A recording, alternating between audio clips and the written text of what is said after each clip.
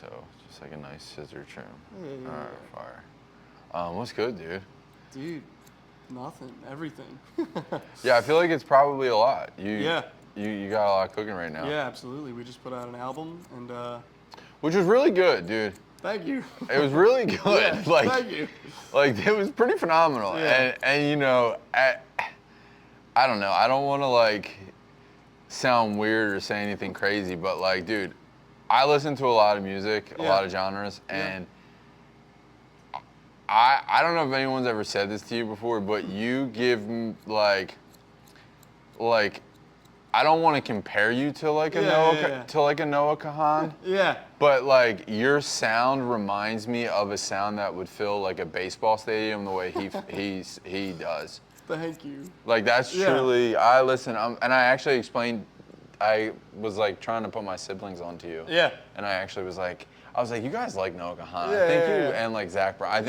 I think this is just like just a different variation. Yeah, absolutely. Yeah. But yeah, I don't know. I don't even know if you want to be described in that category. No, that's awesome. But Yeah, I'd say like growing up, I listened to everything under the sun, like from hardcore and death metal to emo and pop punk to like obviously like Bruce Springsteen and like Noah Kahan. I love Noah Kahan. yeah, dude, didn't I see that you ran into Bruce at like a fucking bookstore or something? Yeah, I ran into him by accident in like Portland, Oregon. What a weird thing, bro. I know, of all places, like. Because you guys are probably from somewhere near each I was other, like in reality. Yeah, we're from New Jersey, but in Portland, Oregon, of all places, to bump into him. Yeah, but yeah, just a crazy few months, honestly, but. It's all good. But yeah, I don't know. I don't know if I don't know what you classify yourself as like a genre, or if you even want to put yourself in a box like that. Yeah. But I will say you guys give a sound that is like big room, big stuff sound. Yeah. Well, thank you. I'd say. And I also don't want to make you feel like a sellout by being like you have also like a main. You do have like a radio sound. Yeah. There's a difference, you know. Yeah, what I mean? absolutely, absolutely. I think it stemmed, I guess, from like when I started this project in high school. It was just me and a guitar, like just an acoustic guitar, and I only knew how to play like 3 chords, and so I didn't have the means to make it sound like anything. You know, it was just me and a guitar singing and playing really bad songs, and I think that helped shape it early on into like it gave that foundation of like. It can sound kind of like anything as long as it's like my songs and like my voice and my lyrics, you know? Like so I didn't really have a blueprint of like what the overall sound was supposed to be. And growing up I would play like local emo and indie shows with my friends, so I kind of like that's what I grew up doing. You know, I grew up in like the hardcore pop punk scene, but I was playing these weird acoustic songs. So it never really fit that vibe, I'd say, but that's just the scene that like I loved and that like adopted me, and that like those were all my friends. Because truthfully, so. I don't like you don't sound like that scene. Yeah, we don't have like the twinkly emo riffs. No, you don't. Like, and I don't want to offend you. Like I don't. No, absolutely. It's just like not what you guys sound like. Absolutely, yeah. But.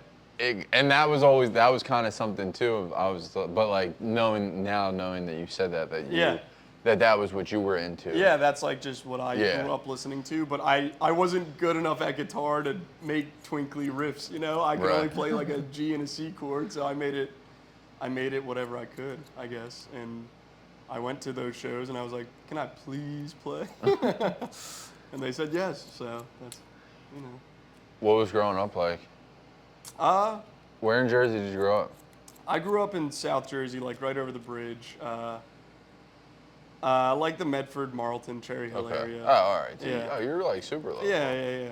But yeah, I just grew up going to like a lot of shows in Philly, a lot of local shows in like South Jersey. Like when I was like in middle school and high school, Man Overboard was like the local legends for me. Yeah. Like I would see them like once a week, you know, like at a VFW or a church basement, you know, like anywhere that they were playing. So I loved like Man Overboard and like the Wonder Years and all like the classic, I'd say like Philly, East Coast pop punk bands were like what the I scene grew up is so listening to. crazy here, like how like thick and how thick it deep it is, goes, dude. yeah. It's just so deep, bro. It is really Yeah. kind of crazy. But then I also grew up like going to like Philly hardcore shows and seeing like, I don't know, like Philly bands like Agitator and like, I don't know, like going to This Is Hardcore when I was like way too young, like 15, 16, and seeing like that side of the music scene. And just like taking all of those experiences and like, I guess that's what like helped shape Bikeroutes as an artist and as a project overall. It was just like going to shows a lot growing up. And Right. meeting a bunch of different people and meeting a bunch of different friends who are in a bunch of different types of bands and stuff. And yeah, just kind of like calling upon all of them to help me with this project and one way or another at some point, you know. How long did it take you to put this project together? 2015, I think, is the earliest Bikeroutes like release on like Bandcamp and whatnot when I was literally like a sophomore or junior in high school. But it wasn't until COVID really that it became a full band project endeavor. Because after high school, I joined like a bunch of other bands. Did you go to college? No, I never went to college. Right out of high school, I was like, I'm gonna do music, and so I would play like a lot of local shows and stuff with Bikeroutes and with other bands. And then over COVID, I was working like 50 hours a week, just like in a warehouse. And I just saved up a bunch of money, and I was like, well, I want to do an official, like, proper Bikeroutes release that isn't, like, recorded in my friend's basement, you know? Mm-hmm. And so I saved up, and I went out to California, and I recorded it with one of my good friends out there. And that was what kind of sparked the next generation of Bikeroutes being like, oh, we can actually do, like, a full band project with this. It's not just, like, a silly thing I do in my basement, you know? How much did you fucking spend on that first one? Honestly, I got a really good deal. It's my friend who I've worked with on every record since then. He gave me. Well, I would hope so. Yeah, I would hope he you gave me continue a to pretty work good with deal, them. but it was only like $5,000, $6,000 for 10, 11 songs, and Oh, that's I think it pretty also good. helped because I had to go and like I had to stay out there Right. for like a month while I was recording, so that also was like helped because I didn't have to pay too much money for that either. But that's what I mean is I was living at home still. I was just like squirreling away money so I could record an album like that. And what are your parents? What are your parents? Where are They your parents actually at? are pretty supportive, and especially now they're fully on board. They But- gotta be now. Yeah, but even it's funny, in high school I was taking AP classes and honors classes. Like I fully expected to go to college, and I actually got into college. I got into 3 colleges my senior year, and it was when I was like deciding where I wanted to go and like what I wanted to do. My dad was kind of like the one to be like, you can take like a year or 2 off and like see what music is like and like, just Wow. like give it a try. He was like, "There's college isn't going anywhere. Like, you can go That's whenever." for sure. Yeah, and so he said that, and then it just kind of snowballed from there. I just kept doing music, and then yeah, I'd say COVID was the big. I wouldn't say make or break, but that was when I was like, okay, if I'm gonna like really try, I have to like, one, put my money where my mouth is, and like have a producer and a production that like lives up to like what I want the music to be. And What were you at that point? Like 20, 21? yeah, I was like 21, 22. Yeah. And yeah, that's what I mean. I'd been, out of school for 4 years by then, 3 years, Yeah. and was still just kind of working full time and playing music on the side. And I feel like I hadn't taken that next huge step yet, and I didn't know what that step was, but I thought doing an album like the right way was the first real step I had to take. And then from there, everything just kind of snowballed into place. So you feel like that was you made that Yeah, right choice? absolutely. Yeah. Because from there, we got to start playing shows like as a full band. We got to do our first like few DIY tours and whatnot. And then, we got a booking agent, and from there we started to play like more and more, and then do more and more tours that weren't necessarily DIY anymore. And yeah, I'd say it just kept snowballing from there into whatever it is now.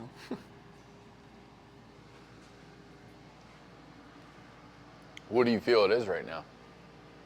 I don't know. Honestly, I say all the time, it's funny, and I do say it all the time, but I mean it. I feel like it's already far exceeded any expectations of what this project was supposed to be. You know, like, I think my dream for this project was to just play shows with my friends, to my friends, you know, like in my friend's basement, play shows, play these songs for my friends. And so the fact that like anyone listens to these songs at all is like a dream come true. So the fact that we get to play them, and like we just did like release shows for the new album, and there's obviously like a bunch of people that I've never met before singing these songs, and that's always kind of the most mind-blowing moment for me. And that's all it was ever supposed to be. So it's, yeah, I don't know. That's what it is right now, and that's incredible, I guess. When did you write, like when you started writing, were you writing just to like write, or were you writing with the purpose of like, oh, I'm gonna write songs? Or were you just like, I'm gonna journal? You know what I mean? Yeah, Like which was I'd it? say definitely in like high school, I would sit in class, and like when I was supposed to be taking notes, I'd be like writing like really, really bad lyrics, you know, like I would like sit on the bus like blasting like Man Overboard and Say Anything and The Wonder Years, and then I'd go into school and I'd be like, I'm gonna write lyrics like that right now. And I'd sit there and I'd like write the worst lyrics of all time, but and like I never put them to music or sing them or anything. But I think that's truly the like what started it, is when I did pick up a guitar and I was like, oh, if I just play like one chord and strum along and sing what I write, maybe something will happen. And then, yeah, I'd say that's how Bikeroutes truly started, was just writing songs like that and like playing them to my friends and being like, listen to this. And they're like, this is terrible. And I was like, yeah, isn't it sick? And yeah. And yeah, just like writing about things that like only me and my friends would get and think is like funny to write about, and then like singing a song about that when we were like 16. I think that is like the purest form of Bikeroutes, is writing about like a track meet or like a sleepover we all had or like something like that. Are you a runner? I ran track in high school. I ran hurdles. Yeah. Did you really? Yeah. I ran the 100 and the 200. Hell yeah. Yeah, dude. Yeah, I ran track all 4 years. Look at that, dude. Look at us, bro. Look at A us. couple We're of runners, yeah. bro. They're runners. They're track stars. They're track stars. So, high school, dude. What was it like, bro? Because you went a little after me. Yeah. Like, so Yeah, what was yeah. high school like for you in the mid 2000s? Yeah, I graduated 2016. So I'd say I graduated like right on the cusp of like social media. Right. I think obviously like Twitter and Instagram were around when I was in high school, but it wasn't anything like it was today, you know, like, so I'd say I still had like I don't know, not to say that kids these days don't have I know what the you same mean. childhood, but like we did still like spend most of our time running around outside, you know, like as kids in high school, and like, I don't know. Yeah, I shouldn't say that, like kids don't do that still today, but like I feel like social media was not important yet. Like having a certain amount of followers or getting a certain amount of likes wasn't like as imperative as I feel like it feels like it is today, you know. Did you go to public school? Yeah, and I went to public school. And I feel like I went to, where I grew up, I feel like, yeah, I was friends with pretty much everyone I graduated with, I'd say, you know, like, I didn't have any, like, That was what I was gonna ask. terrible memories of high school. That's what I was gonna ask. Yeah, but I feel like the track kids, we were kind of like the nerds anyway, but there was enough of us that we could, like, stand our ground, you know? What are people from high school like now with your current successes? Great. I'm still friends with a lot of the everyone- people from high school, that's pretty honestly. cool. Like my friend group from high school, we were pretty close knit, so I'm still close with all them. And then it was funny, I was actually at a bar in my hometown like a few nights ago for one of my friends' birthdays, and I saw a bunch of kids from high school that I probably haven't seen since like 2016. And every time I see kids from high school, I think it's so funny how like we're all just like normal people now, and like I feel like we all do just like want what's best Right. for each other. Yeah, like, it's no so matter what different now, you know. Where it's Like at oh, one point, like yeah. someone might have been an asshole. Yeah, but it's they're like, holy shit, you're doing music still. Yeah. Like I see you're killing it, and like it's so cool to like hear what they're doing too, and like what these last 10 years have been like for them. And yeah, I feel like the way I am, I'm like a puppy dog, so I don't have beef with like anyone in my whole life. So like, I am genuinely like so stoked to hear about like how everyone's doing, and I think, yeah, a few days ago, like seeing a bunch of these kids from high school, it was like driving home, I was just like laughing and smiling to myself about how funny the world is, I guess, and how we're all just chugging along. Did you grow up going down the shore in the summer? Yeah, I did. We went to the beach a lot. We went to LBI a lot, or Ocean City. Honestly, Yeah, those were like our two. I was at Ocean City. Yeah, Ocean City for the boardwalk, Yeah. honestly. But like for just the beach, I always loved LBI. I've never been to LBI actually. Yeah, they don't have a boardwalk there, so it's Yeah. like it is like just beach, So now for this most recent album that you just put out, how did you go into write? Where did you pull from when writing that? Yeah. Like emotionally. I think a lot of the stuff that I write about stems from, like growing up, I had really, really bad OCD actually, that went kind of like unchecked until my early adulthood, and it kind of took shape in like existential dread and like fear of dying and fear of everyone I know dying, and I think Bikeroutes has been a good outlet for me in terms of writing about stuff like that and like talking about it when I feel like I went a really long time without talking about it and without understanding it.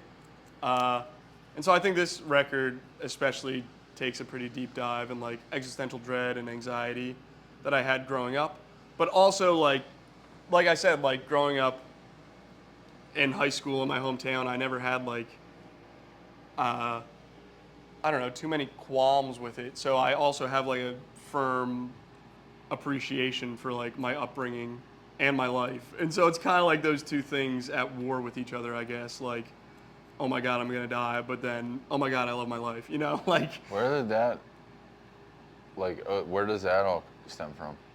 I don't know. What types of, like, when you say you had, like, Yeah. like what were your, I don't want to say, like, symptoms, but, what sort of mannerisms and stuff like that? It was funny. I didn't have to keep things, like, in a specific order. I didn't have OCD like that. Right, but I had like OCD, the pillows out of, yeah, you know yeah, what yeah. I mean? Like, I didn't have that. I had more so, like, I would think about something, or I'd think about, like, an event, something that didn't even happen, and I'd have to, like, problem solve it. But since it didn't happen, I didn't have a way to solve it, Is that OCD?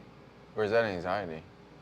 Both. I'd say because I'd have these like obsessive thoughts about it, and I would have a compulsion to like fix it. And sometimes there wouldn't be a fix, Even if there wasn't, even if it was a... Like a made up scenario. Right. Yeah. But then there would be also like real scenarios and real things. Like a big one for me was like when I was driving, if I like went over a speed bump funny, I'd be like, holy shit, I just ran someone over. And I'd like have to turn the car around to like make sure nothing bad happened. And like it'd be things like that. Like I'd have to like quadruple Knowing check. that it was a speed bump? Yeah. Like, and I'd have to quadruple check things like leaving the house before school, I'd have to like check and make sure I didn't like forget a binder or something on the table like 7 times before I left the house. And it got so bad that me and my mom still say it. We have this saying, when I was like, even up till high school, I was so stressed about like forgetting something on the table I'd like call my mom and be like, yo, can you check the table for me and make sure I didn't leave everything? Like every day, even though like I knew and she knew, like I still would call. And so now I still say like, bye, love you, check the table, see you later. Like, and we still say it today, like kind of as like a funny thing. But yeah, there's just like little things like that, I think, is where it took shape in, you know? Yeah. Was that like your whole life? Were you like that from like a very young age? And like it was, as far as you can remember? I went to therapy when I was like 18, 19, 20 for it. And it wasn't until I went to therapy that we were like, oh yeah, you've been doing that your whole life, actually. Are like, you still in therapy or no? Not currently, technically. But Technically, what? yeah, I mean, like, cause I went for a few years, and then I think people then I who went do back. therapy are generally like, I think it is an on and off. Because I'm the Yeah, same way. Like, yeah. Like, and it's not on purpose. It's more of like sometimes life really, Yeah, like I'll absolutely. miss an appointment and the next thing you know, it's like 6 weeks went by and Yeah. I'm like, oh fuck, dude, Yeah. I haven't been to therapy in a minute, Yeah. dude. But it's like not on purpose. Yeah, you know absolutely. what I mean? I think- because I'm the same. I go too, but Yeah. like very like inconsistently. Yeah. Like I right now. also I'm on Lexapro now. Yeah, me for too, it. bro. So, and they said that helps with like OCD and stuff. So I've been on it for a while, and it definitely has helped actually. So. Dude, most of my guests are on. I know. Honestly, Lexapro. everyone's on Lexapro. Sponsor your boy, I know. dude. Literally everyone's Yo, on BetterHelp. Lexapro. Someone cut me, Someone- dude. yeah. All my guests are on the Lexi, dude. Come on. Dude, it's good shit. Bro. I got lucky actually, cause I didn't have to like. That's the only one I tried. I know people who've tried Bro, like. I know people that like can't get even right from like they Yeah. just can't even like their Yeah. stomach, all these weird I side know. effects, and I'm like, yo, I just took that I shit. got lucky. They were like, my sister took a bunch of different ones, and she landed on Lexapro, and she was like, Lexapro worked for me. So when I went, I was like, my sister takes Lexapro, and they're like, whatever works for one sibling usually works for another. So I didn't have to go through like Yeah. trial and error. I got lucky. I was like, my sister takes Lexapro, and they're like, it'll work for you then. And I was like, all right. So That's Yeah. kind of crazy. I wonder, like. I know. I'm like, I don't know if that's real, but that's what they said. Because now I'm sitting That's here what thinking, they said, and I was like, sure. I'm sitting there, I'm like, oh, that seems interesting. I mean, it could. I mean, Yeah. truly, genetically, it Yeah, probably. exactly. I was like, it almost makes sense. I mean, Yeah. I can convince myself that Yeah, I makes was like, sense. whatever you say, Doc. Yeah. That's funny.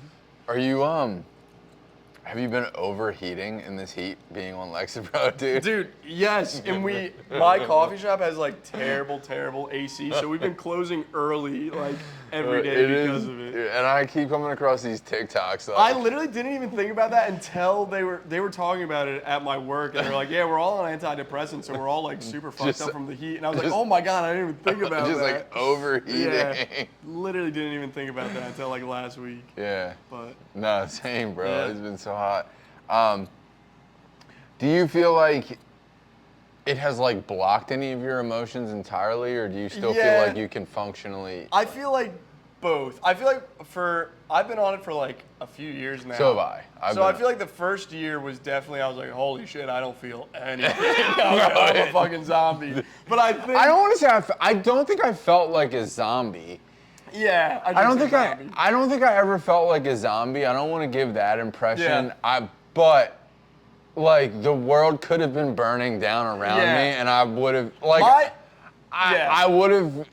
I don't think I would have felt like that much like pressure to Yeah. like get out of the situation. Yeah, absolutely. That's a good way to describe it. And I also say I was like, the only true side effect that I would say still is there for me and still exists is I could nap for like 16 hours a day. Like I definitely could sleep a Okay, lot if see- I'm not like active Okay, like, see, throughout the day. I'm glad you said that because I was never a napper. Yeah. And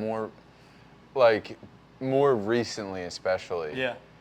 I feel that like if I'm not going, I could just Yeah. fucking absolutely. crash. Yeah, that's how I am. yeah, dude. It's That's like why I'm like, I gotta be doing something yeah, all day. bro. or else That's I'm why like, I'm going to fucking bed. just chugging yeah, energy, coffee dude. and I'm energy like- drinks. Yeah. So I will say that is like the one true side effect that I have. Like, yeah, and I guess but that's what I that- mean. I'm like, it's a give and take. I'll take that. That's yeah, fine. because honestly, like there's just sometimes so many things going on that like I don't care what I sound like, but I would have a hard time getting through if I wasn't on fucking Lexapro, dude. Like, and honestly, it it's should nice. Makes everything manageable, like, at least. Yeah. Like honestly, on tour, I usually feel the best because we're so busy every day. You know, we're so like we have such a good routine down that I don't even have time to be like, damn, I'm sleepy Fucking right now. tired. Yeah, bro. And so like that's usually when I feel like the best, honestly. That's actually kind of crazy. Yeah. I did hear people have their opinions about Theo Von, but he's also on and off Lexapro. Yeah. And the one time he described it as like his emotions, like him being like about to cry. Yeah. But like it'd be like a car stalling out like right before. Like right before. And I'm like, fuck, dude, that's like pretty good, yeah. It's really good, that's dude. Pretty good, like honestly. Yeah. And that's the thing too. Like, do you ever think about like tapering off of it?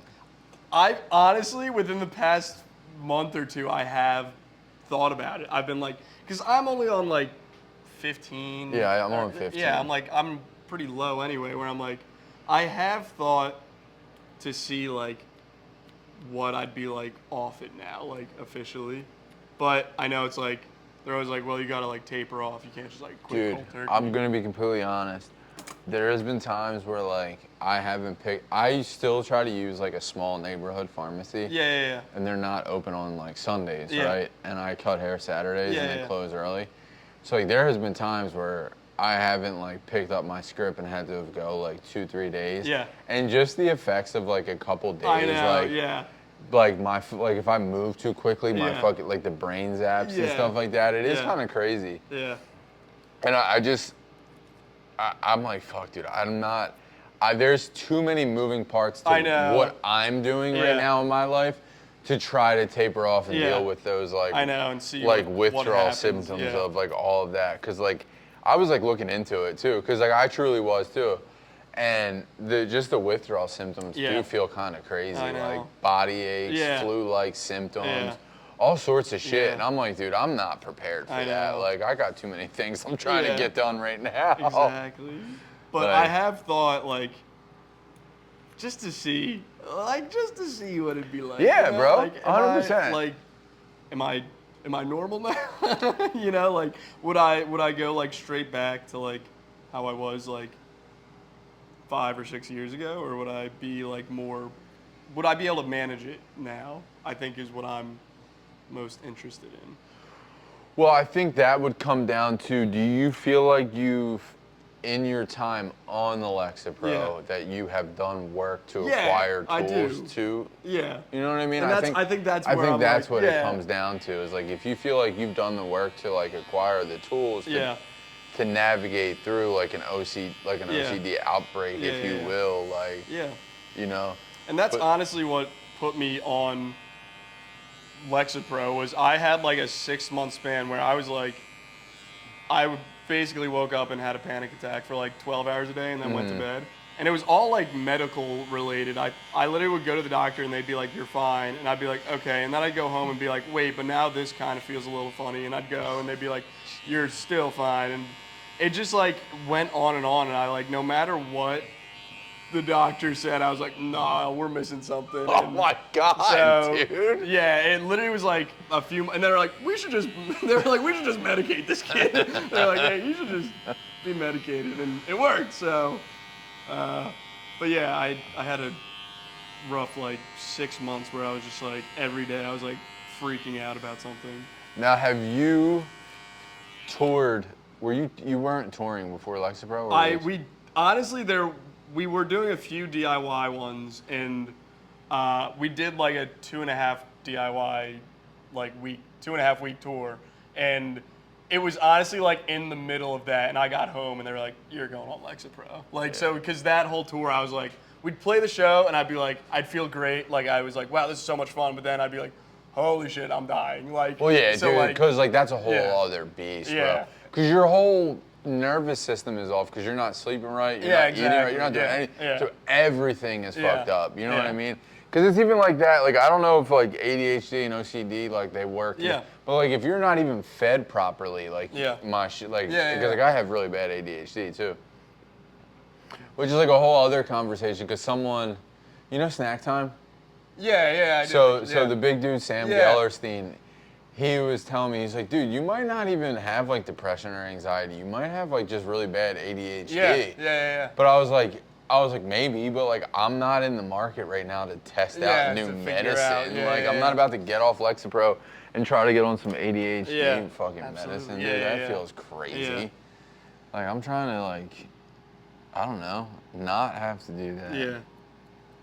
But I'd be curious like how it would affect your writing Yeah. without it. Me too. You know honestly. what I mean? Like because I feel like I feel like that was something people were asking me when I went on it. They were like, "Are you gonna be able to write like on Lexapro?" And I was like, "I think so." Like, and Soupy's on Lexapro. Yeah. He talked. Yeah. We talked about it Yeah. on when I was filming with Yeah. him, and he said he's written his.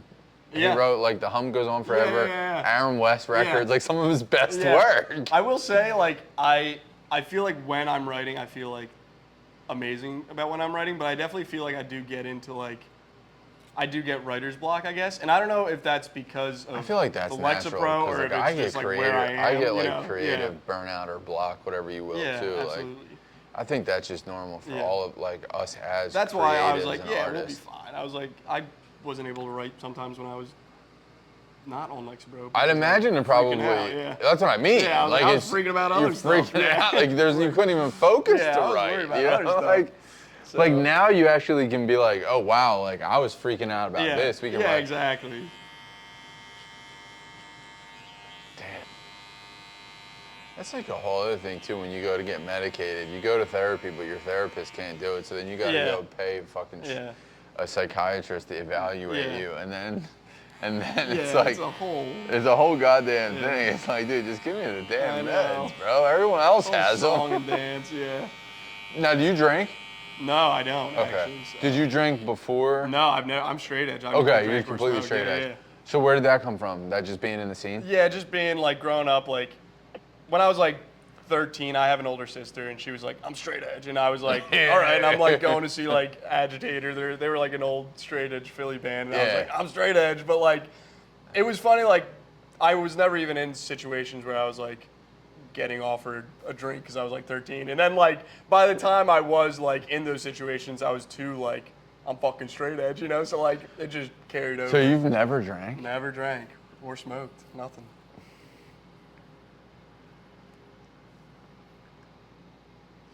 I wonder how many,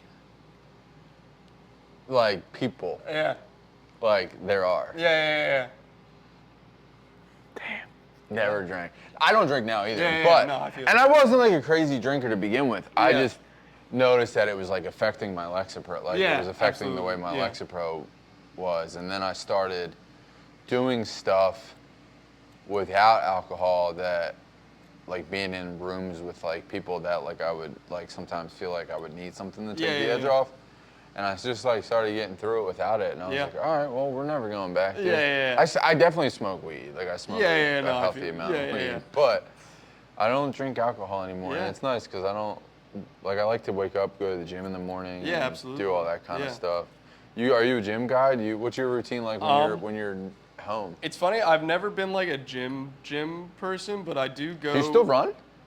Not as much as I should. but I don't run. Yeah. Period. Like Every once in a while I'll run, but I've been going to a bouldering, like rock climbing gym for like a few years now, like a few times a week. So that's. have you done that outside yet? No, I haven't gone outside yet, but Are you I going? definitely have an interest in it. But I feel like I don't want to do it until I'm like, okay, I'll be. That's pretty fucking comfortable. scary, dude. Yeah. That's pretty scary. Yeah. I was watching a TikTok the other day of someone. Yeah. She literally climbed all the way up to like the damn near like if you had to section off the Grand Teton climb, yeah. she was like right below the last Crazy, section. yeah. And she was like, honestly, I'm just not comfortable. My upper body strength isn't Yeah. strong. And she was just on TikTok Yeah. talking to the camera. crazy. And she was like, I made it all the way up here, but I'm just gonna turn around now. And she turned Yeah. around, and I was like, well, shout out you for Yeah, like not understanding. trying. Yeah. But also that sucks. Yeah. But like now it's Crazy. like I'm gonna go home and make sure that never happens again. Yeah, exactly. Yeah, that's crazy. But dude, yeah, I don't know, man. Climbing's kind of scary. Yeah, but I like to hike, but yeah, same. I don't know. I think it was something like climbing was something I always wanted to get into, but I never knew how to. I feel like it was so intimidating to just be like, well, and then as you get older, stuff like that, like you understand fear. Yeah, exactly. So it's like, yeah. like I've always wanted to snowboard. You know what I mean? But now Yeah, I'm 35 and a barber, and it's like if I don't cut hair, I don't get paid. So Yeah. it's like I can't. Can't just go snowboarding. I can't go run that risk of snowboarding. Yeah.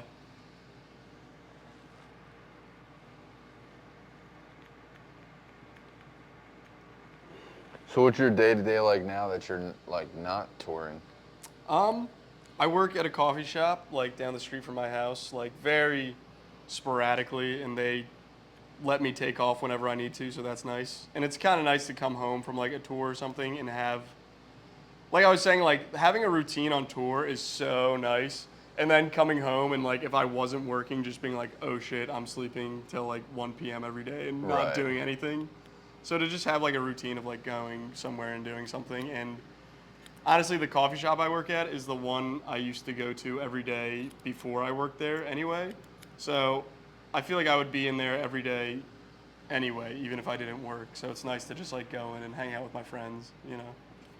But yeah, that's it. Just that. And like I said, like rock climbing and reading, and that's it really. What kind of stuff do you read?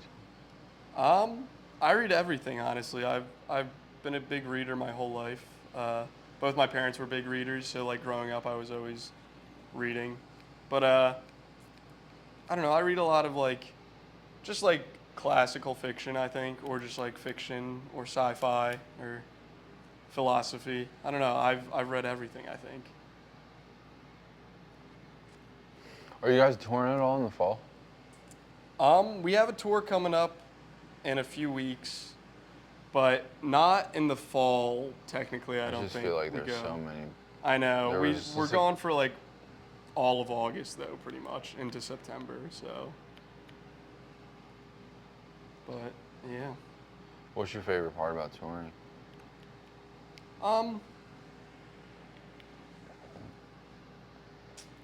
Playing the shows, I think that's like always the best part. Like we've always just loved playing shows. Like me and the three guys I played that play in Bikeroutes, we grew up playing together, and I think it's cool to play shows nowadays because we've all played shows where it's like we'll play to an empty room or like to just our friends. So it's a whole different ball game playing to like a crowd full of strangers that like don't know you at all. It like adds a new level to it that I guess that like I didn't know existed, and that makes it that much more special and that much more fun, I guess, and like exciting. Yeah. What was the first what was like the first show what's been the biggest show that you guys have played so far? We played a show in Denver with Sublime, actually. Oh, really? And yeah, we played, it was like for their radio station out there, and it was at a train station, and it was like in the morning, but it was really, really cool. I'd say that's probably one of the coolest shows we've gotten to play. We did Winter Jam in Philly this past year. Yeah. And for Yeah, like 104.5, and that was just like awesome. But yeah, like I grew up going to Winter Jam when I was like 12, so that was really cool to like be able to do that. But yeah. What are you doing the rest of the summer? You said you'll be gone most of August. Yeah, well, we have a tour with Slow Joy in like July into August, and then we have some more shows like at the end of August that aren't announced yet, but they might get announced like this week. Honestly, I don't really know, but Who's in charge of when they get announced? I don't really know. Someone, not me. I think like the agent or the manager. They tell me when to post. I'm like, all right. And honestly, they get mad at me because I'm pretty bad at social media overall, Yeah, I and know, they'll like dude. tell me to post. I know. Yeah, they'll tell me to post, and it'll be like 3 days later, and I'll be like, oh shit, I have to post that. Do you have someone that runs the band's account, or do you still It's do just that? me. Yeah, it's just me. But it's like me and my manager. We have access to it, but yeah, we make it work, you know. Well, I mean, something's working. Yeah. Something is definitely Yeah, yeah, working, yeah. dude.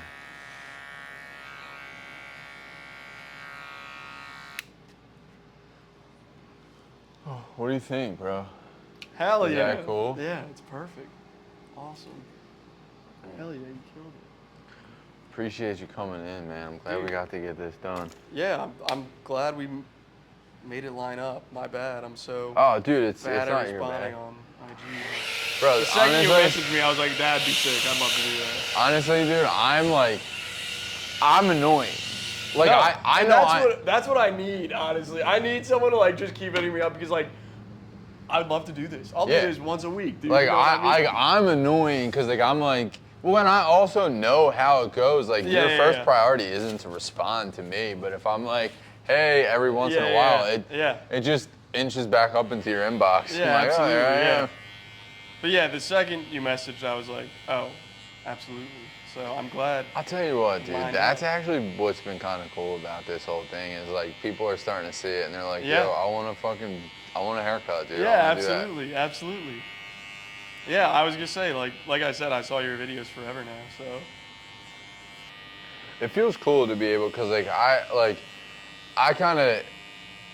I'm also like a pretty big hip hop head, so Yeah, like absolutely. I do a lot of like photo, video, and a lot of that started in the hip hop space, but I Yeah. also like, before Adam 22 started to get super weird, Yeah, yeah, I thought his platform was cool. Like Yeah. No Jumper was cool yeah. because yeah. if you were a rapper and you were young, like kind of like you guys Yeah. in this scene, Yeah. he was the guy to go to. Yeah, And absolutely. I kind of feel to an extent that that's where this is going, as like some of these Yeah. these step or two. And again, I don't know the hierarchy or Yeah, I don't no, want to absolutely. disrespect, but No, it's like I know what you mean. the bands that are 100%. like a little bit above Yeah. DIY are Yeah. all like, yo, can we come through? And I'm Yeah, like, yeah, yo, fuck yeah, Yeah, dude, that's absolutely. sick. Yeah. Or if I don't listen to you, I'm like, fuck no. Yeah. Hell yeah.